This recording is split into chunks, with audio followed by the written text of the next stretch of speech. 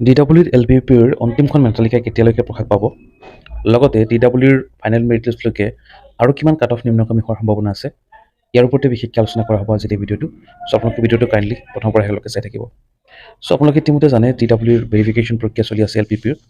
আৰু আজি ডেটতো ভেৰিফিকেশ্যন প্ৰক্ৰিয়া চলি আছে ফেজ 4 ভেৰিফিকেশ্যন প্ৰক্ৰিয়া যাৰ জৰিয়তে এডিশ্যনেল কিছুমান কেণ্ডিডেটৰ ডকুমেণ্টছ ভেৰিফিকেশ্যন কৰাই আছে যিহেতু এইসকলৰ নামো কিন্তু মেটালিকাত সোমোৱাৰ সম্ভাৱনা আছে কাৰণ এনেকুৱা হৈছে যে বহুতখিনি মানে সমস্যা জৰ্জৰিত হৈছে এবাৰ DWৰ নিযুক্তি প্ৰক্ৰিয়া বিশেষকৈ বহিৰাজ্যৰ বহুত সংখ্যক প্ৰাৰ্থী কিন্তু চিটেটৰ মাধ্যমেৰে এবাৰ LPPৰ আবেদন কৰিছিলে আৰু সিহঁতৰ নামো মেটালিকাত সোমাইছিল বুলি সন্দেহ কৰা হৈছে তাৰ লগতে বহুত প্ৰাৰ্থী এনেকুৱা আছে যিসকলে ৱেষ্ট বেংগল পৰা BEd DLEd লৈছে তাৰ উপৰিও অন্ধ্ৰ কাউন্সিল বা বৰ্ডৰ পৰা হায়াৰ ছেকেণ্ডেৰী পাছ কৰা চাৰ্টিফিকেট লৈছে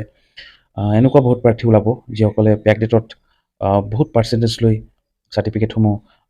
কিনি আনিছে আৰু সেই কিনি অনাৰ পিছত মানে মেটালিকাত নিজৰ নাম অন্তৰ্ভুক্ত কৰিছে চ' এনেকুৱা ডাউটফুল প্ৰাৰ্থী বহুত সংখ্যক আছে আৰু সেইকাৰণে DW বাৰে বাৰে এবাৰ ভেৰিফিকেশ্যনসমূহ কৰি আছে যাতে কোনো ধৰণৰ সমস্যা সৃষ্টি নহয় কোনো ধৰণৰ যাতে কোনো ফেক ডকুমেণ্টছ দি নিজৰ নাম মেটালিকাত সোমাব নোৱাৰে এই ক্ষেত্ৰত DW বহুতখিনি ষ্ট্ৰিক্ট হোৱা দেখা গৈছে সঁচাকৈ এইটো বহুত ভাল পদক্ষেপ বুলি ক'ব পাৰি সেইকাৰণে কিন্তু মেটালিকাসমূহ প্ৰস্তুত ক্ষেত্ৰত বহুতখিনি পলম হৈ আছে যিহেতু প্ৰথম অৱস্থাত ভবা হৈছিলে যে ফাৰ্ষ্ট আৰু ছেকেণ্ড মেটালিকা প্ৰকাশৰ পিছতে ফাইনেল মেৰিট লিষ্ট প্ৰকাশ পাব কিন্তু এনেকুৱা হোৱা নাই যেহেতু বহু এনেকুৱা প্ৰাৰ্থী নিজৰ নাম অন্তৰ্ভুক্ত কৰিছিলে এছএছৰ আদাৰ ছাবজেক্ট এটা ডাঙৰ ইছ্যু আছিলে আদাৰ ছাবজেক্টত যিহেতু একচেপ্ট নকৰিলে আৰু বহু প্ৰাৰ্থী নিজৰ নাম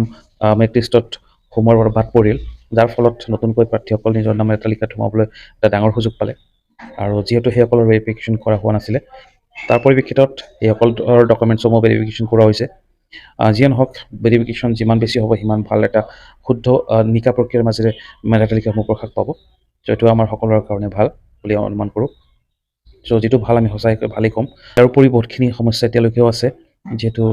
চৰকাৰ বাধ্য সিহঁতক দিবলৈ কাৰণ কিছুমানে যিহেতু BEd কিনি লৈ আহিছে বুলি শুনা পাইছোঁ আৰু বহুত হাই পাৰ্চেণ্টেজ লৈ BEd লৈ আহিছে ৱেষ্ট বেংগলৰ পৰা কিন্তু চৰকাৰে সেইসকল BEd কিন্তু মানে বাদ দিব নোৱাৰে সিহঁতক কিন্তু ৰিজেক্ট কৰিব নোৱাৰে কাৰণ এটা যিহেতু NCT গাইডলাইন ফ'ল' কৰা ইউনিভাৰ্চিটি তাৰ পৰা লৈছে যিয়ে নহওক এইটো পিছৰ কথা চৰকাৰে কি কৰে সেইটো চৰকাৰৰ ওপৰত থাকিব পিছত কথাটো হ'ল যে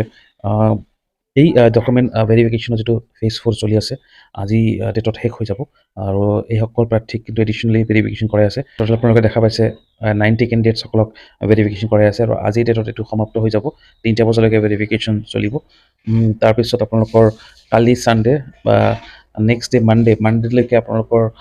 থাৰ্ড মেৰিট লিষ্ট অহাৰ পূৰ্ণ সম্ভাৱনা আছে যিহেতু বহুতে ইতিমধ্যে কৈছিলে যে কেতিয়ালৈকে আহিব তৃতীয়খন মেটালিকা আৰু তৃতীয়খন মেটালিকা মানডেলৈকে অহাৰ পূৰ্ণ সম্ভাৱনা আছে মানডে 22 মে যিহেতু আপোনালোকে ইতিমধ্যে জানে যে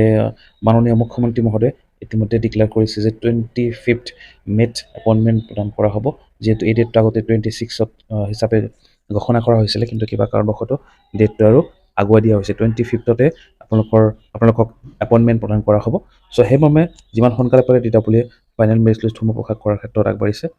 আৰু যি তৃতীয়খন মেটালিকা প্ৰকাশ পাব মষ্ট প্ৰবেবলি মানডে টুৱেজডেৰ ভিতৰত হৈ যাব আৰু তাৰপিছত এটা ফাইনেল মেৰিট লিষ্ট প্ৰকাশ পাব যিহেতু ফাইনেল মেৰিট লিষ্টলৈকে ইমান এটা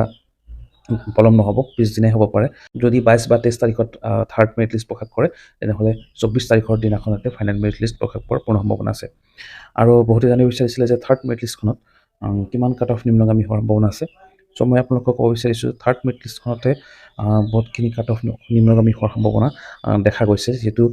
ইমান ভালকৈ তন্নতন্নকৈ ডকুমেণ্টছসমূহ যিহেতু পৰীক্ষা কৰা হৈছে যিহেতু বহুত প্ৰাৰ্থীৰ নাম কিন্তু মেটালিকাৰ পৰা কৰ্তন যোৱাৰ সম্ভাৱনা আছে যাৰ ফলত নতুন প্ৰাৰ্থীৰ নামো কিন্তু সোমোৱাৰ পচিবিলিটি আছে যি নহওক এটা অনুমান কৰিব পাৰোঁ তথাপিও যে 1% বা 1.5% এটা কাট অফ নিম্নগামী হোৱাৰ পূৰ্ণ সম্ভাৱনা আছে যদি আপোনাৰ নম্বৰ 1% বা 1.5 বা মেক্সিমাম 2%লৈকে মানে কম হৈ আছে যে 2% বা 1.5 তেনে ক্ষেত্ৰত আপোনাৰ এটা সুযোগ আছে যে আপোনাৰ নাম মেটালিকাত সোমোৱাৰ পূৰ্ণ সম্ভাৱনা আছে কিন্তু 2%তকৈ বেছি মই ভাবোঁ যে কাট অফ নিম্নগামী নহয় মেক্সিমাম যদি হয় কোনো এখন জিলাত 2%লৈকে সোমোৱাৰ সম্ভাৱনা আছে নহ'লে 1.5 কোনোবা এখন জিলাত 0.5 কোনোবা এখন জিলাত 0.2 কোনোবা এখন জিলাত 1.5 এনেকুৱা নিম্নগামী হোৱাৰ সম্ভাৱনা আছে আশা কৰোঁ আপোনালোকৰ নাম মেটালিকাত সোমক আৰু তেনেকৈ আৰু শুদ্ধ মেৰিট লিষ্ট এবাৰ প্ৰকাশ কৰক